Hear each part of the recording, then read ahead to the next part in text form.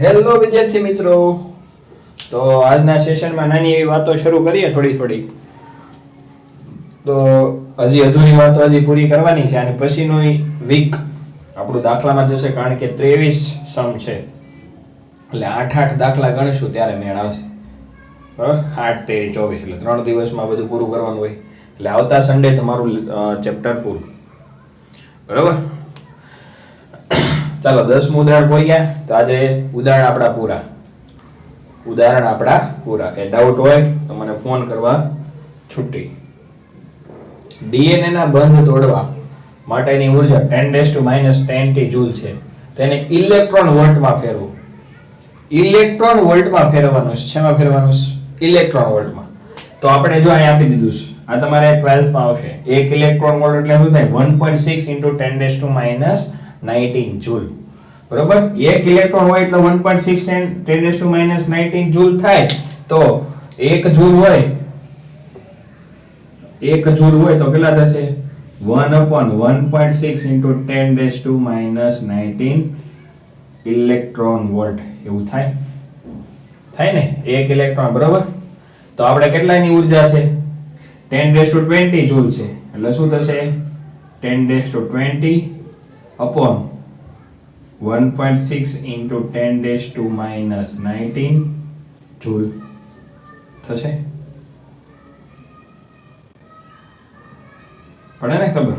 એને શેમાં આપણે કન્વર્ટ કરવાની છે? જૂલમાં. શેમાં કન્વર્ટ કરવાની છે? જૂલમાં. ઓકે, ચાલો, સાચું. બરોબર, આપણે શેમાં, સોરી, ઇલેક્ટ્રોન વોલ્ટમાં કન્વર્ટ કરવાની. જૂલમાં તો આપેલી છે. બરોબર, ઇલેક્ટ્રોન વોલ્ટ. તો શું થશે? 10⁻10 ઉપર વહી જાય. જો 10⁻20 અને ઉપર જાય એટલે 10⁻19 એટલે શું રહેશે? 1.6. તો ફાઇનલ કેટલા આવશે આપણે જો ઇલેક્ટ્રોન વોલ્ટ?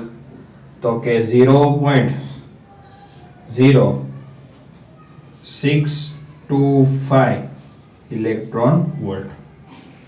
બરોબર, સીધો આની ઉપરથી. હવાના એક અણુની ગતિ ઉર્જા 10⁻21 જૂલ છે. 10⁻- કેટલી? 21 જૂલ છે. બરોબર, તો સેમ એ જ રીતે 1 જૂલ બરાબર 1/1.6 × 10⁻19 ઇલેક્ટ્રોન વોલ્ટ. એટલે કેટલા છે? 10⁻21 છેદમાં 1.6 × 10⁻19. બધા ખબર? બરાબર, 10⁻19 બરાબર 10⁻21 પ્લસ 19 એટલે 1.6 × 10. બરોબર, ખાલી 1.6 તો કેટલા આવશે? 0.00625 ઇલેક્ટ્રોન વોલ્ટ. ક્લિયર? પડે ખબર? જો આમાં કંઈક બીજી વાત કરેલી છે.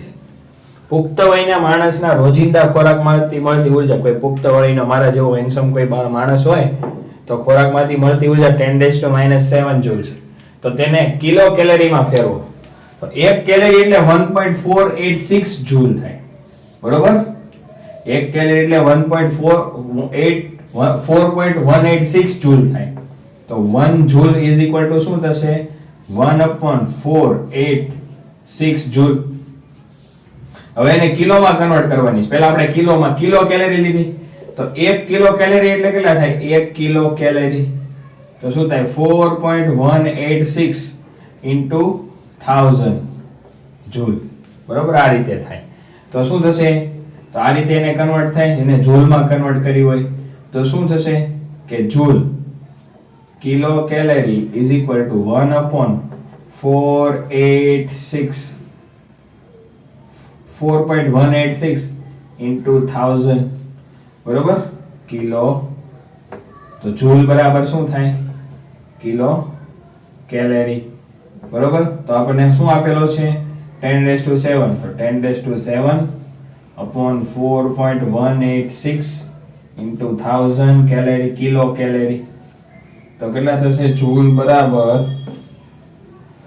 2388.9 કિલો કેલેરી. બરોબર, પડે ખબર? સિમ્પલ. તો તમારે આ બે વસ્તુ યાદ રાખવાની છે એની ઉપરથી છે. ક્લિયર? આ બે યુનિવર્સલ છે, ફિક્સ છે વેલ્યુ. ટૂંકમાં યુનિવર્સલ એટલે વેલ્યુ કેવી છે? ફિક્સ. ક્લિયર? ચાલો આપણે નેક્સ્ટ દાખલા ઉપર આવીએ. ચાલો વિદ્યાર્થી મિત્રો, તો બીજી વાત જોઈએ આગળની. એક લિફ્ટનું મુસાફરો સાથેનું કુલ દળ 18,000 kg છે. એટલે મુસાફરો સાથે એક લિફ્ટનું અને મુસાફરોનું બધું વજન આવી ગયું 18,000 કિલો છે. 1800 kg નથી ને? એ સોરી 1800 kg છે. બરોબર? હમણાં કેટલું વજન કહેવાય? તમે વિચારો 18,000 કિલો એટલે કેટલું થાય? કાંઈ નહીં. 1800 kg છે. તો 2 મીટર પ્રતિ સેકન્ડની અચળ ઝડપથી, એટલે કન્ટિન્યુ છે ને ઉર્ધ્વ દિશામાં ગતિ કરે છે. એટલે 1800 કિલો સાથે એક લિફ્ટ આમ ધીરે ધીરે ધીરે ધીરે અચળ વેગથી, અચળ વેગ હોય એટલે પ્રવેગ કેવો થાય? 0. તે માટે લિફ્ટને મોટર ઉર્ધ્વ દિશામાં ગતિ કરે છે. તે માટે લિફ્ટને મોટર વડે આપવો પડતો લઘુત્તમ પાવર વોટ તથા હોર્સ પાવરમાં ગણવાનો. તો 1 વોટ બરાબર કેટલા હોર્સ પાવર થાય? 1 હોર્સ પાવર બરાબર 745.7 વોટ થાય. 1 હોર્સ પાવર બરાબર 745.7 વોટ થાય. બરોબર? તો આપણે પહેલા શું ગણશું? પહેલા બળ ગણશું. એ બળ ગણશું તો આપણને પાવર મળશે. બરોબર? તો એમાં આપેલું છે આત્રે લિફ્ટ પરની ગતિની વિરુદ્ધ દિશામાં 4000 ન્યૂટન જેટલું ઘર્ષણ બળ લાગે. 4000 જ છે ને? હા, 4000 ન્યૂટન ઘર્ષણ બળ લાગે. G બરાબર, તો આ લિફ્ટ છે, M નામની આ લિફ્ટ છે. તો ઉપર જાય ઉપર એટલે નીચે વજન બળ લાગે. ઘર્ષણ બળ પણ કેવું છે? નીચે લાગવાનું, ઉપર જાય એટલે. તમે આમ જાતો તો ઘર્ષણ બળ તમારી પાછળ લાગે, આપણે ભણી ગયા. બરોબર? તો F ઉપર લાગે છે. ચાલો FBD બનાવીએ. FBD ઉપરથી તો ફ્રી બોડી ડાયાગ્રામ કઈ રીતે બનશે? FBD પરથી શું થશે? તો કે F minimum is equal to વજન બળ W plus ઘર્ષણ બળ F. તો વજન બળ કેટલું? mg જેટલું. ઘર્ષણ બળ F આપણને આપી દીધું છે F. તો m આપણી પાસે કેટલો છે? 1800 ગુણ્યા 10, 1800 ગુણ્યા 10 પ્લસ 4000 જેટલું ઘર્ષણ બળ લાગે. એટલે કેટલું થશે? 18,000 થાય ને? પ્લસ 4000 એટલે કેટલું થશે? 22,000 ન્યૂટન જેટલું બળ લાગે. હવે આ બળ લગાડવા માટે ખર્ચાતો પાવર. બરોબર? આ બળ લગાડવા માટે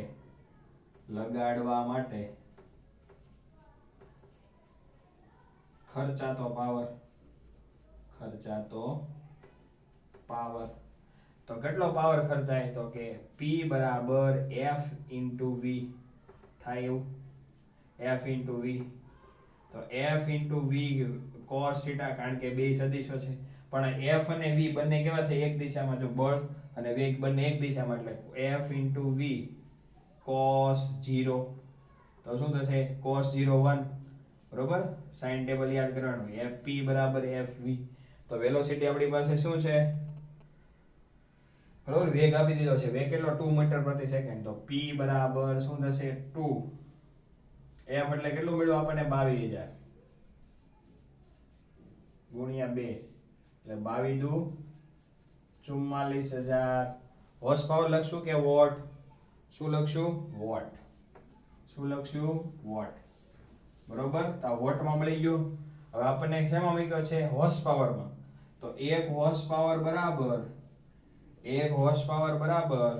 745.7 વોટ થાય. યાદ રાખવાનું.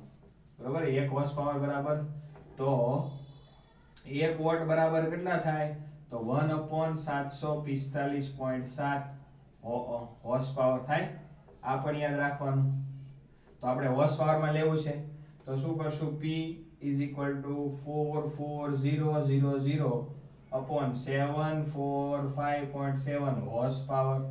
તો P આપણને ફાઇનલી મળશે 59 હોર્સ પાવર. શું મળશે? 59 હોર્સ પાવર. ખબર પડી? આ ખાસ આની ઉપરથી આપણે હોર્સ પાવર લઈએ.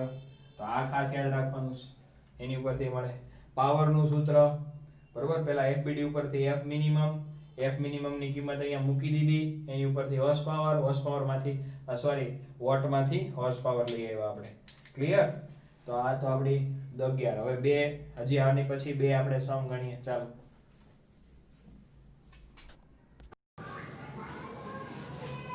ચાલો વિદ્યાર્થી મિત્રો, તો 2.12 થોડુંક બધા કરતા અલગ છે, અત્યાર સુધીનું સૌથી અલગ.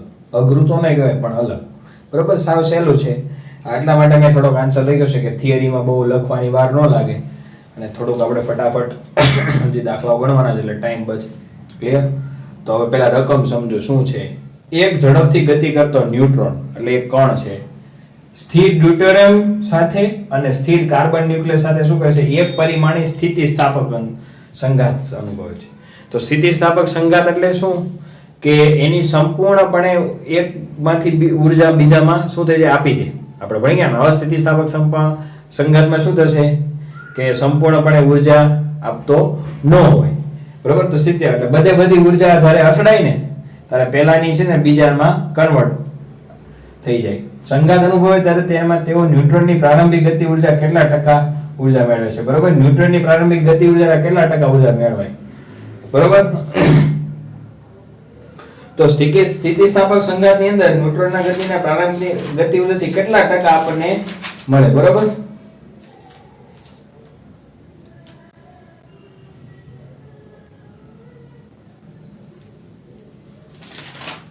આની કેટલા ટકા ઉર્જા મળે એવું કહે છે. સંઘાત પહેલા અને સંઘાત પછી, સંઘાત પહેલા અને સંઘાત પછી કેટલા ટકા એની ગતિ ઉર્જા મળે. ચાલો આપણે જોઈએ કે સ્થિતિસ્થાપક સંઘાતની છે કે પ્રારંભિક ગતિ ઉર્જા હોય એટલે બધી ઉર્જા કોને, સંઘાત બાદ બીજા પદાર્થને મળે.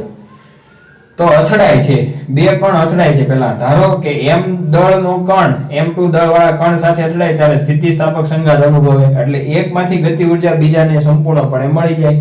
તો એનો દળ m1 m2 વેગ v1 v2 આપણે એવું લઈ લઈએ. તો m1 m2 v1 v2 અને ગતિ ઉર્જા k1 k2. હવે દળો m1 કણની ગતિ ઉર્જા અથડામણ પછી, તો અથડામણ પહેલા ગતિ ઉર્જા આટલી હોય m1 દળાની, તો k1 ઇનિશિયલ અને આ ફાઇનલ. ઇનિશિયલ એટલે પહેલા, ફાઇનલ એટલે પછી. જો છોકરા બરોબર સમજજો, અથડામણ પહેલા ગતિ ઉર્જા k1i એટલે ઇનિશિયલ, અથડામણ પછીની ગતિ ઉર્જા k1f એટલે ફાઇનલ જેટલી બને છે. એટલે શું થાય કે અથડામણ થાય એટલે શું થશે, આ દડાની ગતિ ઉર્જા ઘટશે. શું કામ? કારણ કે અથડામણ પછી બધે ગતિ ઉર્જા કોને મળશે, આને મળશે, બરોબર. એટલે ઘટાડો થાય. તો k1i માંથી કેટલી -k1f ફાઇનલ બાદ કરી એટલે આપણને જે ઘટાડો એ મળે. સેકન્ડ, હવે બીજા કણને શું મળશે, એટલી ગતિ ઉર્જા મળશે ને, એટલી ગતિ ઉર્જા મળશે. તો બીજા કણ માટે ગતિ ઉર્જા અથડામણ પછી વધે, એટલે અથડામણ પછી આને ગતિ ઉર્જા કેવી રીતે વધે, તો વધારો કેટલો હોય, તો k2f k2i. તો અહીં k2i માં vi બરાબર 0, કારણ કે શું છે કે સ્થિર ડ્યુટેરિયમ. k2i માં શું કામ છે, આ 1i કેવો k માં ઇનિશિયલ પોઝિશન કેવો લીધો 0, કારણ કે કેવો છે, સ્થિર છે. ડ્યુટેરિયમ કેવો છે, સ્થિર. કાર્બન પરમાણુ સ્થિર છે. આની ચર્ચા પછી કરીએ. પહેલા આપણું જે મૂળ ઇક્વેશન્સ છે ને લઈ આવીએ. મૂળ ઇક્વેશન્સ પછી આ કાઢી અને વ્યવસ્થિત તમને ઈ ખાલી સીધું ઇક્વેશન જ મૂકવાનું, તમારા સૂત્રમાં કામ, MCQ માં કામમાં આવશે. એટલે શું છે, k2f k1i k1f, બરોબર. એટલે 1i એટલે શું થશે કે પહેલા સ્થિર છે, અથડામણ પછી શું છે, અથડામણ પહેલા ઈ કેવો છે, સ્થિર છે, એટલે ઇનિશિયલ કેવી 0, એટલે k2i કેવી થઈ 0 થાય. અથડામણ પહેલા ઈ પદાર્થ કેવો છે, સ્થિર છે, એટલે વેગ એનો કેવો હોય 0 પ્રારંભિક. અંતિમ વેગ આપણે છે એટલે શું થશે, k2f, એટલે આ કેવું થઈ જાય 0, બરોબર. ગતિ ઉર્જામાં ઇનિશિયલ વેગ 1/2mv2 છે, એમાં v0 થઈ જાય તો k2i 0 થઈ જાય. હવે મારે સૂત્ર લખવાની જરૂર ન હોય, તમારે ડાયરેક્ટ સમજી જવું પડે. તો ઉર્જા સંરક્ષણના નિયમ પ્રમાણે પહેલા પ્રારંભિક દળાની જે અથડામણ પહેલાની અને અથડામણ પછીની ગતિ ઉર્જાનો તફાવત અથડામણ પહેલાની અને અથડામણ પછીની ગતિ ઉર્જાનો તફાવત. તો અહીં આપણે લખ્યો કે અથડામણ પહેલાની અને અથડામણ પછીની પહેલા દડાની m1 કણની ગતિ ઉર્જાનો તફાવત અને m2 કણની ગતિ ઉર્જાનો તફાવત, જ્યાં k2i કેવું છે, 0 છે. શું કામ? કારણ કે પ્રારંભમાં સ્થિર કણ છે એટલા માટે. ક્લિયર? અહીંયા સુધી તમને ખબર હોય એ જોઈએ, બરોબર. આખી એક થિયરી સમજી લેજો તમે, આ આપણા ચેપ્ટરનો એક ભાગ છે. હવે શું કરવાનું છે કે સમીકરણ અને 2 આપી દઈએ આને 3 આપી દઈએ, સમીકરણ નંબર 3. તો સમીકરણ 3 ને કે સમીકરણ 3 ને k1i વડે ભાંગી દેતા, k1i વડે ભાગતા. શું કામ આવું કરવું પડે? તો k1i માઈનસ k1f છેદમાં k1 is equal to k2f upon k1i આવે 1i k2 બરોબર 1i વડે ભાગી દઈએ તો જે મળે આપણને શું કહેવાય? f કહેવાય. જે મળ્યું એને શું કહેવાય? f કહેવાય. શું કહેવાય? f. બરોબર, યાદ રાખજો. શું કામ આપણે f કહીએ? કારણ કે આપણે પછી વાત કરીએ f ની. આ જે ભાગાકાર કર્યો ને એને શું કહેવાય? કે આ જે છે ને આ ભાગ પહેલા કણે ગુમાવેલી ગતિ ઉર્જાનો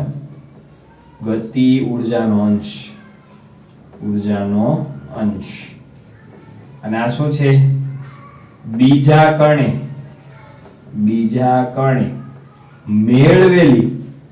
મેળવેલી ગતિ ઉર્જાનો અંશ. બરોબર. શું કામ? કારણ કે જે કુલ ગતિ ઉર્જા જો પહેલેથી આ ગતિ ઉર્જા ki જેટલી હોય, ki જેટલો m1 દળવામાં આવ્યો હોય, બરોબર, આની ગતિ ઉર્જા કેટલી હોય? k1. આની ગતિ ઉર્જા કેટલી હોય? k2.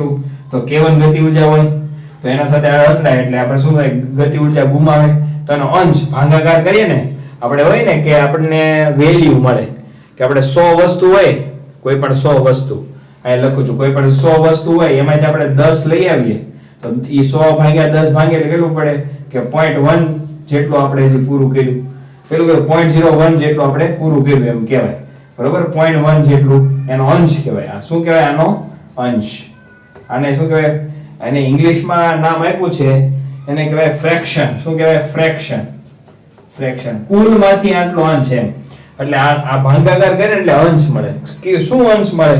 કે અહીંયા જ્યારે પહેલા હતો ત્યારે અને અથડામણ પછી પહેલા કણની ગતિ ઉર્જાનો અંશ અને બીજા કણની ગતિ ઉર્જાનો અંશ. ચાલો, ક્લિયર? અહીંયા સુધી તમને ખબર હોવી જોઈએ. ચાલો હવે આપણે આગળ જઈએ. બોલો, ડસ્ટર ખોવાઈ ગયું. ડસ્ટર હાલો મળી ગયું. ચાલો હવે આની અંદર એક નવી વાત છે.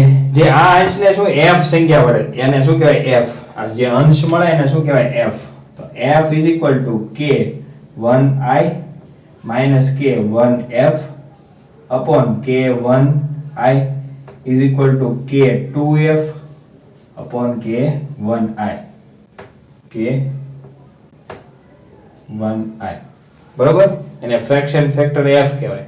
બરોબર, અને શું કહેવાય? ફ્રેક્શન. જ્યાં f બરાબર ફ્રેક્શન, ફ્રિક્શન નહીં ફ્રેક્શન એટલે અંશ. શું કહેવાય? ગતિ ઉર્જાનો અંશ. f બરાબર શું કહેવાય? અંશ. બરોબર. ચાલો હવે આપણે એક સૂત્ર આપણને મળે છે ઈ આપણે આમાં જોવાનું છે. બરોબર, આ પહેલા અહીંયા થોડું ભૂસી નાખું છું અને પાછો આપણે દાખલો અહીંથી 2-3 સ્ટેપમાં થાય ગણીએ. બરોબર, ઓકે. ચાલો મિત્રો, તો અહીંયા સુધી આપણે કર્યું કે આ સૂત્ર f બરાબર k1i k2f ki આનો અંશ મળ્યા આપણને, અંશ. તો હવે જો અથડામણ પછી બીજા કણનો વેગ, એટલે અથડામણ થાય એટલે આનો વેગ તો મળવો જોઈએ. તો એનું સૂત્ર યાદ કરો, સ્થિતિસ્થાપક સંઘાતનું મેળવ્યું હતું 2a બરાબર 2m1vi. પણ આની અંદર છે ને v2i is equal to 0 આપણે સૂત્ર મેળવ્યું હતું કે 2m1vi m1 m2 m1 m2 m1 m2 v2i. તો આપણને બીજા કણનો અંતિમ વેગ મળે કે અંતિમ વેગ એટલે શું? અથડામણ પછીનો વેગ. આ કયો? અથડામણ પહેલાનો. તો આપણે અથડામણ પહેલાનો વેગ કેવો છે? 0. કારણ કે કેવો છે? અહીંયા સ્થિર. v2i તો આખું પદ કેવું થઈ જાય? 0. તો v2f is equal to શું થશે? 2m1 v1i upon શું થશે? m1 plus m2 થાય. શું થશે? m1 plus m2. ક્લિયર? ખબર પડે? v2a બરાબર 2m1vi plus m1 plus m2. હવે જો આપણને f બરાબર હવે f બરાબર શું આપેલું છે k 2f k1i k2f શું આપેલું છે k1i એવું આપેલું છે બરોબર તો એ બંનેનું શું થશે 1/2 m v2 f નો સ્ક્વેર કારણ કે અને 1/2 m v1i નો સ્ક્વેર એવું થાય તો બરાબર f બરાબર શું થશે v2 f નો સ્ક્વેર આ બે કેન્સલ અપોન શું થશે સોરી m કેન્સલ નહીં થાય 2 m ના m નામ લેશે બરોબર ખાલી 1/2 આ m1 હશે આ m2 હશે ના કેવો હશે m1 હશે તો આ બે કેન્સલ તો શું થશે m2 v2f નો સ્ક્વેર અપોન m1 v1i નો સ્ક્વેર બરોબર આપણને ફેક્ટર મળ્યું તો m2 upon m1 એ અલગ લઈ લઈએ બરોબર તો આ સમીકરણને ભલે રહ્યું તમારે લખવામાં સારું પડે પણ મારે જગ્યાની જરૂર છે તો f બરાબર શું છે m2 બરોબર f બરાબર આપણે અલગ લઈ લઈએ f બરાબર m2 upon m1 into v2f નો સ્ક્વેર upon v1i નો સ્ક્વેર બરોબર તો જો 1 ની ગતિ તો આપણી પાસે ખબર આપણને છે નહીં પણ આપણી પાસે શું છે v2f છે તો ચાલો v2f ની આ સમીકરણની કિંમત અને આપણે કેટલા સમીકરણ સુધી પહોંચ્યા ખબર છોકરાઓ આપણે રાખીએ 3 પર તો 4 સમીકરણ 4 ની કિંમત અને આપી દઈએ 5 સમીકરણ 4 ની કિંમત સમીકરણ 5 માં મૂકતા જો દાખલો બહુ સરસ છે યાદ રાખવાનો છે છોકરાઓ પહેલા શું લઈએ આપણે અંશ પછી શું લઈએ છે બીજાની વેગ તો બીજાનો વેગ આપણે f અંશમાં શું m2 upon m1 into v2f નો સ્ક્વેર તો 2f આપણી પાસે શું આપેલું છે આ એટલે શું થાય 2 m1 v1i upon શું થશે m1 plus m2 upon શું થશે v1i હોલ સ્ક્વેર તો જો આની અંદર આપણે f અલગ પાડી દઈએ m2 upon m1 into 2 m1 અહીંયા 4 લખી નાખીએ અહીંયા શું આવશે 4m1 સ્ક્વેર into v1i નો સ્ક્વેર upon શું થશે m1 plus m2 નો સ્ક્વેર into v1i નો સ્ક્વેર તો v1i સ્ક્વેર કેન્સલ કોઈને પ્રોબ્લેમ નો થવો જોઈએ કોઈને પ્રોબ્લેમ નહીં ઓકે તો આપણને શું મળે f બરાબર m1 એક કેન્સલ એક આ કેન્સલ બરોબર તો m2 upon શું વધશે m1 plus m2 નો સ્ક્વેર m1 plus m2 નો સ્ક્વેર તો આપણને આ ફેક્ટર મળ્યો આ આપણું final equation number 6 equation number 6 આપણું શું છે સોરી હજી આપણે 4m2 into m1 આપણું ફાઇનલ ઇક્વેશન તો કઈ રીતે મળ્યું કે આપણને વેગ 2f મળ્યો 2f ની કિંમત આમાં મૂકી દીધી k2f એટલે 1/2 mv સ્ક્વેર 1/2 mv સ્ક્વેર તો m1 m half of cancel m2 vf2 v2f square m1 v1i square બરોબર એની કિંમતો મૂકી દીધી ક્લિયર તો આ આપણને સૂત્ર મળ્યું હવે આપણો દાખલો શરૂ થાય તો અહીંયા સુધી તમારી થિયરી હતી બરોબર અહીંયા સુધી શું હતી તમારી થિયરી એટલે આપણને ખબર અંશ મળ્યો આપણને શું આવ્યું છે કેટલા ટકા ગતિ ઊર્જા મેળવશે હવે આપણને એવું કીધું છે તો મેળવવી તો પડશે જ તે એમાં કઈ ચાલશે નહીં તો આ જેડબલઈ લેવલનો છે એટલે આની ઉપરથી એમસીક્યુ બને જેડબલઈ અથવા નીટ પુષ્ક આની ઉપરથી ઘણા બધા એમસીક્યુ બને બરોબર તો એમસીક્યુ ની પીડીએફ તમને દર ચેપ્ટરે આપતો હોઉં છું તો એમાં જરાક જોઈ લેજો ચેપ્ટર પૂરું થાય એટલે પાછી એમસીક્યુ ની પીડીએફ તમને મળશે ચાલો હવે આપણે પાછું થોડું ભૂસી નાખું છું હવે આપણા ઓરિજિનલ દાખલા ઉપર આવીએ ચાલો વિદ્યાર્થી મિત્રો આપણને ફાઇનલ ઇક્વેશન મળી ગયું હવે રકમ ઉપર આવીએ તો ઝડપથી ગતિ કરતો ન્યુટ્રોન કોની ડ્યુટેરિયમ સાથે ભટકાય એટલે જો m1 ન્યુટ્રોનનું દળ અને m2 કોનું ડ્યુટેરિયમનું આપણે a ની જ ખાલી વાત કરીએ છીએ M2 કોનું? ડ્યુટેરિયમનું દળ. બરોબર? તો ડ્યુટેરિયમ શું છે? એ ન્યુક્લિયસની અંદર કેન્દ્ર હોય, આ પરમાણુ હોય, આ પરમાણુની અંદર કેન્દ્ર હોય, એની અંદર પ્રોટોન અને ન્યુટ્રોન હોય, એની અંદર ડ્યુટેરિયમ હોય. એની અંદર શું હશે? ડ્યુટેરિયમ. બરોબર? તો એનો ભાગ છે એટલે 2 M2 બરાબર 2M1 થાય. M2 બરાબર કેટલા? 2 પ્રોટોન થાય એટલે 1 ડ્યુટેરિયમ થાય. બરોબર? 2 પ્રોટોન 2 ન્યુટ્રોન થાય એટલે શું થશે? 1 ડ્યુટેરિયમ થાય. એટલે M1 બરાબર 2 M2 બરાબર M2 બરાબર 2M1 એવું કહેવાય. M2 બરાબર શું કહેવાય? 2M1. તો આપણે ચાલો સમીકરણ આપણી પાસે છે F is equal to 4M2M1 upon શું મળશે? M1 plus M2 નો હોલ સ્ક્વેર. તો એની જગ્યાએ M2 બરાબર શું લખાય? 2M1 એવું લખાય. એટલે 2M2 M1 into M1 2M1 into M1 બરાબર 4M1 M2 બરાબર 2M1 તો બરાબર into M1 upon M1 plus 2M1 નો સ્ક્વેર એટલે 8M1 નો સ્ક્વેર અને અહીંયા 3 9 એટલે 9M1 નો સ્ક્વેર. તો M1 સ્ક્વેર M1 એટલે તો 8/9. આમાં શું આવે? 8/9. શું આવશે? 8/9. તો સેમ એ જ રીતે F બરાબર 4M2M1 અપોન શું થશે? M1 plus M2 નો હોલ સ્ક્વેર. પણ એક ન્યુટ્રોન નું દળ. જો બીજામાં શું છે? સ્થિર કાર્બન ન્યુક્લિયસ સાથે એક પરમાણિક સ્થિતિસ્થાપક સંગાત અણુ કાર્બન સાથે. તો કાર્બનના 12 અણુ. તો M1 is equal to 12, M2 is equal to 12M1. બરોબર? તો 4 into 12 M1 into M2 upon શું થશે? M1 plus 12M1 is square.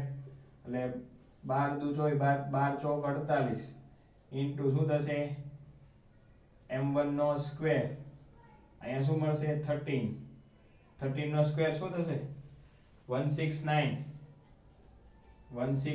M1 square. તો M1 સ્ક્વેર ક્યારે? તો 48/169. તો 48/169 એટલે 0.284. બરોબર? તો આમાં કેટલું મળશે? 8.9. એટલે આપણને છે 0.8889 એટલે 0.9 આપણે કહીશું. શું કહીશું? 0.9. બરોબર? આપણે અંશ મળ્યો. આપણને F આપણને શું મળ્યો? અંશ મળ્યો. શું મળ્યો? અંશ. તો આની અંદર અંશની આપણે ગણતરી કરતા F બરાબર તો F બરાબર K2F upon K1I is equal to 0.9. આની અંદર પણ શું થશે? K2F અને K1I is equal to 0.284. બરોબર? તો એવું કહેવાય કે K2F બરાબર 0.9 K1I અને K2F બરાબર 0.84 K1I. બરોબર? એટલે આટલા પ્રકારની ગતિ ઊર્જા શું થશે? આમાં K2F ને શું મળશે? આમાં શું થશે? મળશે કેમાં? ડ્યુટેરિયમમાં. અને ટ્રિટિયમમાં K2F ને શું થશે? આટલા પ્રકારની ગતિ ઊર્જા શું થાય? આના 90% થાય. કેટલા? એને 90%. આના કેટલા? અહીં ગુણ્યા 100 કરીએ. ગુણ્યા 100%. ગુણ્યા 100%. તો 90% થાય અને આમાં 28% થાય. કેટલા થશે? 28.4%. બરોબર? તો શું થાય કે સંઘાત અનુભવે ત્યારે ન્યુટ્રોન પ્રારંભિક ગતિ ઊર્જાના કેટલા ટકા ઊર્જા મેળવશે? ન્યુટ્રોન અને ડ્યુટેરિયમ. બરોબર? ન્યુટ્રોન કેટલા ટકા ગતિ ઊર્જા અથવા ન્યુટ્રોનની પ્રારંભિક ગતિ ઊર્જામાં કેટલા ટકાનો ઘટાડો થાય? તો આમાં શું થશે? 90% ઘટાડો થાય. આમાં 28% ઘટાડો થાય. શું કામ? કારણ કે આ પરમાણુ બહુ મોટો છે, આ પરમાણુ નાનો છે. આ પરમાણુ નાનો છે એટલે શું થાય કે આને ધક્કો મારશે એટલે 90% ઊર્જા આપી દે એટલે પેલો ગતિ કરવા મળશે. પણ આમાં શું થાય? મોટો થાય. આપણે ભણી ગયા છીએ મોટો એટલે અથડાઈને શું થાય? પાછો ફરે. આને કાંઈ ફરક પડશે નહીં. આપણે કિસ્સાઓમાં ભણ્યા હતા, યાદ કરો. એક મોટો પદાર્થ હોય એની સાથે આમ ભટકાય તો આ પદાર્થને કાંઈ અસર થશે નહીં. શું કામ? કારણ કે બળનું દળ બહુ વધારે છે. તો બધી ગતિ ઊર્જા કેવી? વિરુદ્ધ દિશામાં. એટલે આની 28% જ વપરાશે. આની કેટલી? 90%. તો બહુ સરસ દાખલો છે, વ્યવસ્થિત બહુ મહેનત કરીને આખો બનાવેલો છે, તો સમજજો. ક્લિયર? તો અહીંયા સુધી રાખીએ. હાલો, ઓકે, ચાલો. આકૃતિમાં બે સમાન બોલ આપેલા છે. આકૃતિમાં સમાન દળ ધરાવતા બે બોલ. સમાન દળ આપેલું છે m1 બરાબર m2. હવે વધારે લોડ નથી લેવાનો, બરોબર? પતવા આવ્યું છે. પ્રથમ બોલ મારક અને બીજો બોલ લક્ષ. એટલે જો m1 નો બોલ, m1 નો વેગ v1 છે અને m2 નો વેગ v2 છે 0. એટલે આ ગતિમાં છે ને આ સ્થિર છે. આની સાથે અથડાય છે. આપણે પેલું પુલ રમે ને, આમ મારી એટલે એક સ્થિર હોય એ દડા ઉપર આ દડો ભટકાય ને પછી કોઈ એક ટુ સિંક હોય એની અંદર જઈને પડે. એટલે ખૂણા અને લક્ષ બોલને ખૂણાના કાણામાં નાખવામાં માંગે છે. θ2 is 37, બરોબર? θ1 આપેલું છે આપણે. θ1 કેટલું છે આપણે? 37. θ1 કેટલું છે? 37 ડિગ્રી. θ2 37 નો આપણે રાખીએ. θ1 આને કહી દઈએ અને θ2 37, બરોબર? θ2 37 ડિગ્રી ખૂણે રહેલ છે. ધારો કે અથડામણ સ્થિતિસ્થાપક છે અને ઘર્ષણ અને ગતિમાં મહત્વની તો θ1 મેળવવાનું. તો ક્યાંથી મળે? તો વેગમાન p1 પ્રારંભિક વેગમાન દડાનું સરવાળો બરાબર અંતિમ વેગમાનનો સરવાળો. તો p1 પ્રાઇમ 1 નો સરવાળો પ્લસ p2 પ્રાઇમ નો સરવાળો. તો p બરાબર શું હશે? m1 v1 પ્રાઇમ નો સદિશ m2 v2 પ્રાઇમ નો સદિશ is equal to પ્રાઇમ નહીં આવે, ખાલી 1 m1 v1 પ્રાઇમ સદિશ m2 v2 પ્રાઇમ સદિશ. તો બધા m1 m2 m1 m2 cancel. શું કામ? કારણ કે m1 બરાબર m2 અને v2 બરાબર 0 છે એટલે 0 થઈ જશે. તો કે v1 સદિશ બરાબર શું થશે? v1 પ્રાઇમ સદિશ પ્લસ v2 પ્રાઇમ સદિશ, બરોબર? શું થશે? v1 સદિશ બરાબર v1 પ્રાઇમ સદિશ પ્લસ v2 પ્રાઇમ સદિશ.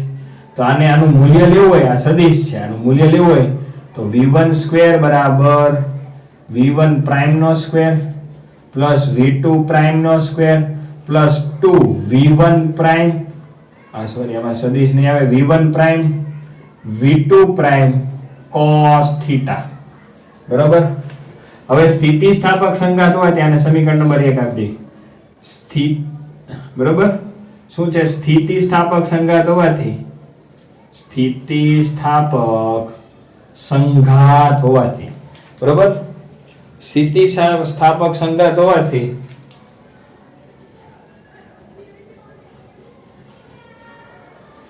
શું થશે? 1/2 mv1 સ્ક્વેર, બરોબર, પ્લસ 1/2 શું થશે?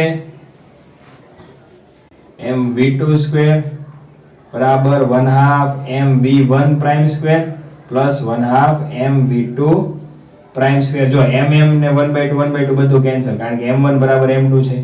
તો v1 પ્રાઇમ v2 પણ 0. v1 square is equal to શું થશે? v1 prime square plus v2 prime square.